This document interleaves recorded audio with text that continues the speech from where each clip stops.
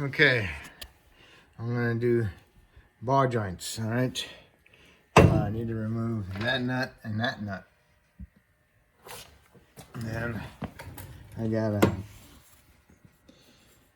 a 34 millimeter and an 1.5/16 wrench. I'll use the 34 socket on the top. I'll use the wrench on the bottom and hit it with a hammer to break it loose. All right, let's see how this goes. Okay, I removed the nuts, and then I put the top nut on with a couple threads, sprayed it down with some penetrant, smacked the lower ball joint, broke the taper on it. So you could see it kind of spitting the penetrant out as you hit it with a hammer, so I know it would loose. So then I kept smacking the upper knuckle to break the top one loose, and kept spraying penetrant, and it finally came out, and I had the nut on there, and that's where it stopped. And this is an adjustment spacer, I'm pretty sure, so keep note of where the spacer's at, the split is on it, so you can put it back in the same spot if you got that on yours, okay? So now we're gonna remove this knuckle, and we're gonna clean it up, and we're gonna replace the ball joints. And now's a good time to get access to this, to clean that out and get a vacuum and suck all the rust particles out. And then you can get that seal. There's a new revised seal, you can put that in there. The one I got was the inner seals, which is wrong. I want the dust seal. Okay, I got the knuckle. Put it in your vise if you got a vise. And take a screwdriver and your hammer and knock the retainer clip snap ring loose, and then you can get your pliers in there and remove it. You want to bust off the grease zerk, bust off the grease zerk on the bottom one also. It's easier than taking them off, loosen them up. Okay, took the big one out first, pounded it through with a hammer, this hammer, and then when it got down to the surface, I used that hammer and hit it with another hammer. And when I got to that one, I used my big bar, pushed it through, it worked. Otherwise, you can use your ball joint press. It just saves me a little bit, and just gotta swing the hammer a little bit and get huffy and puffy. So now you can clean up the knuckle and then get ready to put your new ball joints in. Okay, gonna press the upper ball joint in first.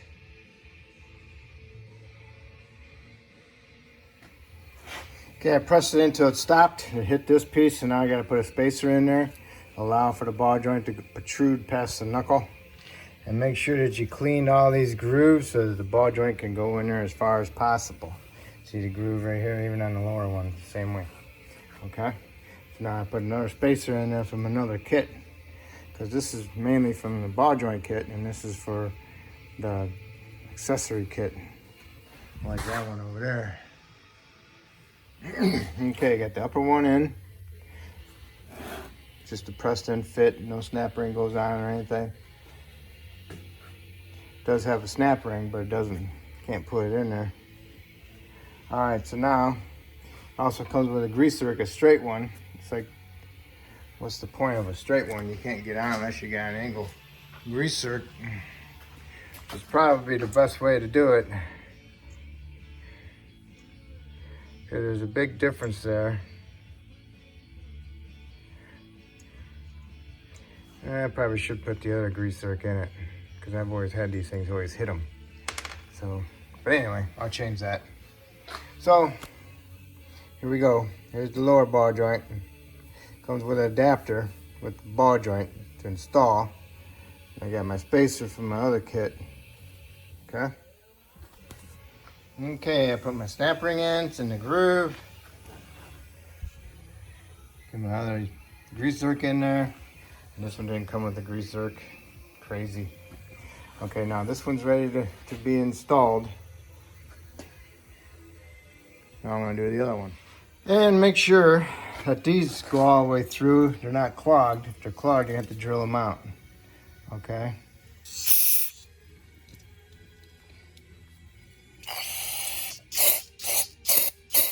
Okay. Okay. Now I'm going to do the U-joints and get that seal off of there. First off, you need to do is pry this plastic fat washer off from inside here. It goes right there. Okay. This is what it looks like. That goes towards it. Okay. All right. So set them aside. Try not to crack them. Then you just take your hammer and you hit it real hard to pound it off. It takes a bit. And here it is, okay? And it goes on like that. Okay? See how it is? See how it is. Alright, so I got that one off. I'm gonna pound that one off and I'm gonna throw these in the garbage. Okay, now it's time to do the U-joints. Just like typical U-joints, big pain in the butt. And you got these C-clips. That's what holds the U-joint caps on inside there. So you need to find the edge of it and hit it with a screwdriver and poke them off of there, because on one side it's tight and on the other side it might be loose, okay? So you just gotta find the side that you can get to, get your screwdriver in there and hit it with a hammer and knock that clip out of there. There's 4 of them, 1, 2, 3, and 4, okay? Then you can do them just like a U-joint. All right, what I'll do is I'll smack it one way or the other way. I'll smack it that way, and I'll remove that clip. And then when I get that clip out, then I can come over here and smack it on this side to remove the other clip, okay? But smack it right there, and that'll force that cap out, just like I forced this cap out on the other side. Okay, got the cap off. Now what you do is you angle it, pull it out of there. Okay. All right. Make sure you clean it up so you can, when you go back together, it goes together a little bit nicer. Now you can do the same with these. Put this against the vise like that, and smack the top, and then I'll loosen this one up so you can remove that clip. You got all the clips out, put it on there, and then hit it right there, and you'll push that cap right up, and you pull that cap off, and you flip it over, and then do it the other way. You'll push that cap up too, okay? All right. See, told you they were bad. Okay, I'll clean them up. Clean this up too, because that's gonna go in the inner seal. And clean that up. There's that, because you gotta put that on a new seal. Okay? Alright, clean this up too.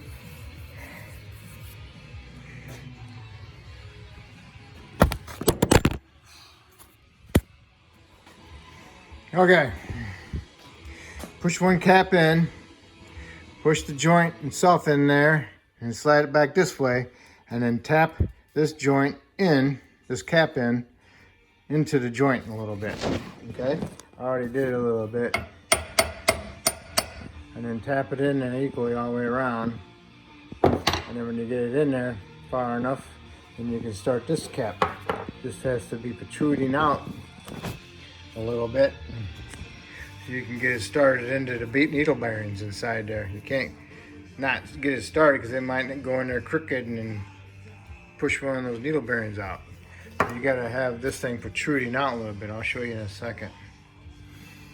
Okay, you want this cap pushed in, and then you want to push your joint through there a little bit like that. When you're tapping this in, make sure you put your hand over the other side and cushion the blow so this thing doesn't pop out, okay? So now you can push this over a little bit, and now you can get this cap started in there and get it nice and even. Use your hands, both hands. Make sure it's even, you know, because see how it wobbles? You want to get it started in those needle bearings. and then get it pushed in there and then tap on it and hold on to it and guide it in, okay?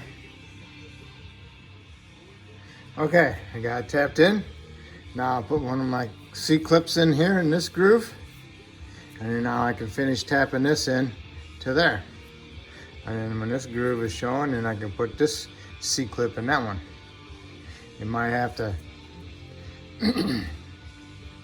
take it out of your vise a little bit and move it around and tap on this end more nicely on the side of the vise. See, there's the groove right there. One thing that I always forget to do is always forget to clean up this surface right here, because it's always lumpy with rust, and I always forget to hit that with the sandpaper, and that would help me have a little bit more clearance in here for my C-clip. So I'll remember to do that this time on the other half. So hopefully you will remember to do it too, hopefully. Okay, it's all together. Now if this is really stiff, you can wait till you get your caps on, or you can just do it like this. Put it in here like that, okay, and just tap on it right here with your hammer. Turn it over.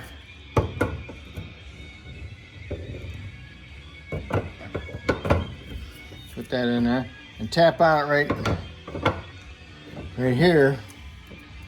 Awesome. What you're doing is forcing that joint to go that way, and you're forcing the joint to go that way. That's kind of like pushing them caps a little bit to allow a little bit of clearance. So now it's not so tight, okay? And you'll do the same thing when you got it on here. You'll push them caps the opposite direction once you get your key clips in. And it actually helps lock the C-clips in a little bit extra.